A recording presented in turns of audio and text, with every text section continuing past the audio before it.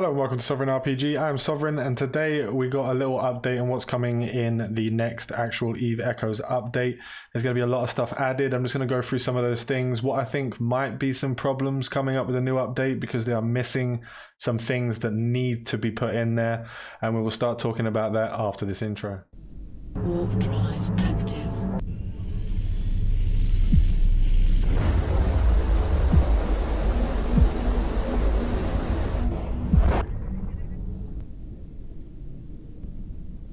So to start off with, we do have a new Discord set up for the community. Please check that out. It is in the comments down below. It will also be in the description.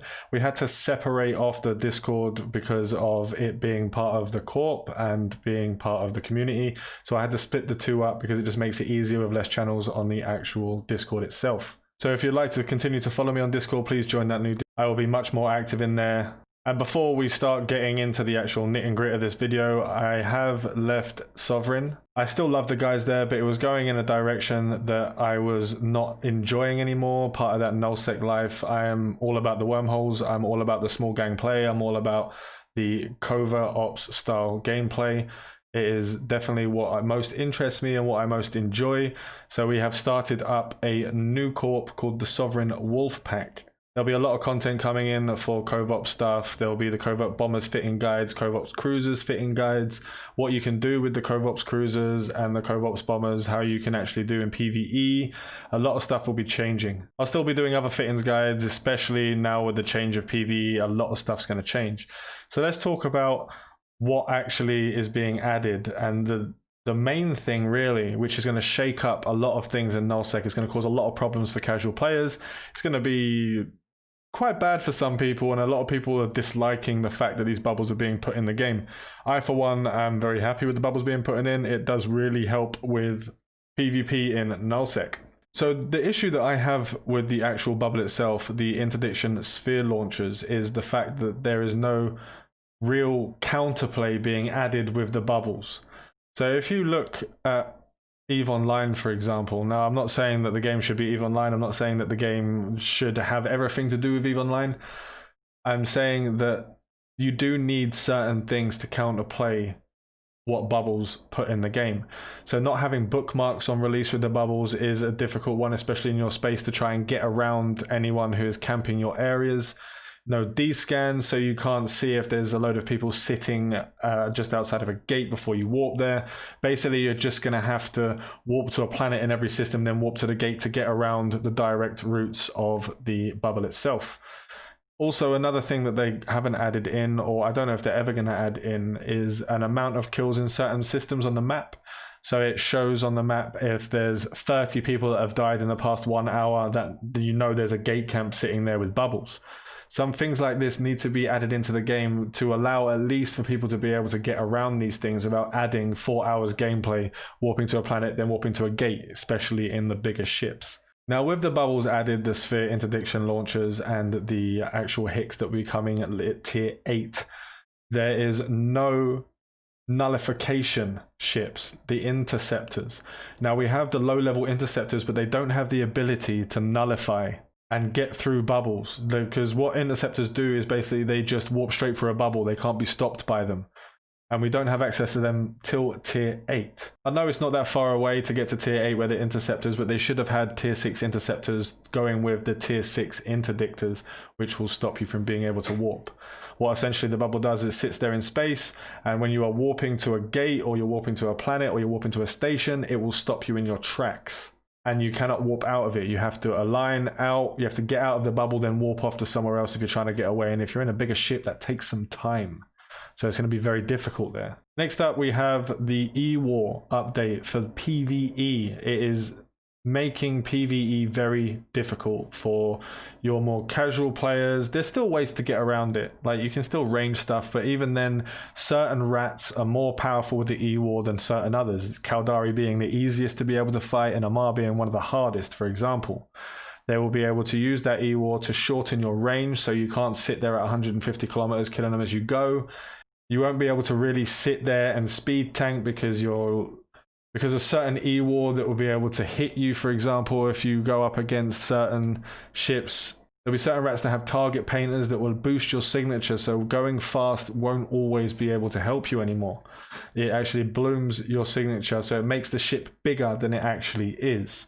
So when they're targeting you, they don't need as much tracking, so you can be hit harder. When they do update the pirates, it's going to become very difficult for people, especially solo players. You're not going to be able to solo T10s anymore. I'm sure I will try to find a way to get around that for you guys. I'll be doing lots of different fits to make sure that it can be doable. It is doable in the Phantasm. I have done it on the test server. It took a lot longer to do it, and it was a lot more dangerous. Those scrams, those MWDs are insane. The 5-point scrams holding you there. It definitely more difficult, especially when you have the E-War that lowers your tracking.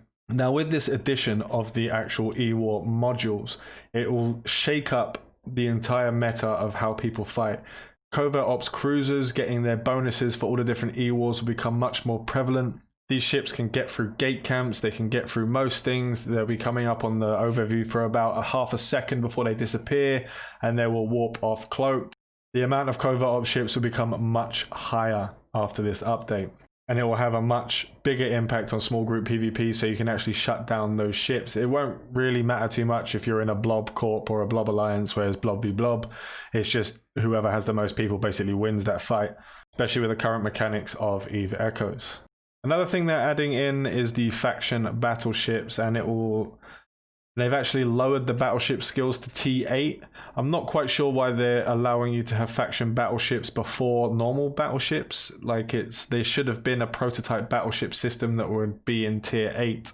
It's actually kind of weird that they added that first. A lot of people have been complaining that this actually is a thing because of money, because people are going to be paying for a lot of plex to be able to buy the materials or buy the battleships themselves. Not everyone's going to want a faction battleship, but they will make a lot of money with people plexing to be able to get these ships as quickly as possible, because they will be very powerful in PvE inside of HiSec.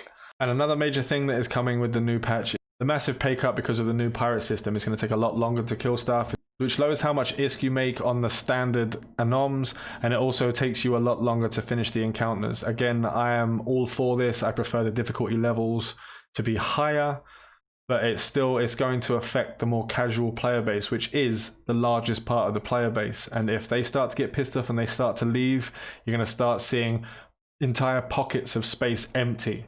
There needs to be a sort of happy medium where the lower level stuff is not so difficult, but it's become way more difficult because of the actual E-War added to these anoms and the encounters and all that stuff, and have the tier 10 stuff to be much more difficult, which is your end game stuff. I don't know if you guys have been on a test server recently, but the MWD ships that they have now, they were always insane in certain anoms and encounters running around, and especially in Amar missions where the Omens will be sitting out at stupid ranges just newting the crap out of you. But now they've added scramblers to it, so there's going to be higher amounts of scram, and it seems that the rats themselves have a much higher range on all of the modules compared to normal players, which is a very weird thing. I was getting E-Warred at 60-70 kilometers by ships that shouldn't be able to E-War me at that distance. This also makes it very difficult for certain weapon types like your railguns and your cannons, especially going up against the MWD ships, the micro warp drive ships. Makes it very difficult to be able to actually hit targets. You'll be hitting them for less because they're moving around you so fast. It won't be so difficult for drones. It won't be so difficult for lasers or missiles. You'll still do a lot less damage with missiles, but you'll still get some application and not as many misses. Now, to be able to hit some of these new rats, you actually have to take some low slots out of your tank, which makes it very difficult in the higher level stuff because you need as much tank as you can get. Now, when it comes to the fitting in tracking computers, you'll take away some of your tanks, so you'll be getting hit more, but you will be hitting more, but only in certain times. So it's 10 seconds per tracking computer and then a 60-second downtime. So if you're hitting a battleship that's micro warp driving at 4 kilometers a second around you, you're only going to be able to hit them for a certain amount of time. It just seriously gimps your low slot tank.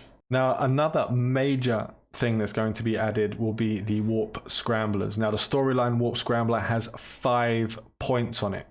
Most ships have 3 mid slots, so you can fit 15 points on a singular ship.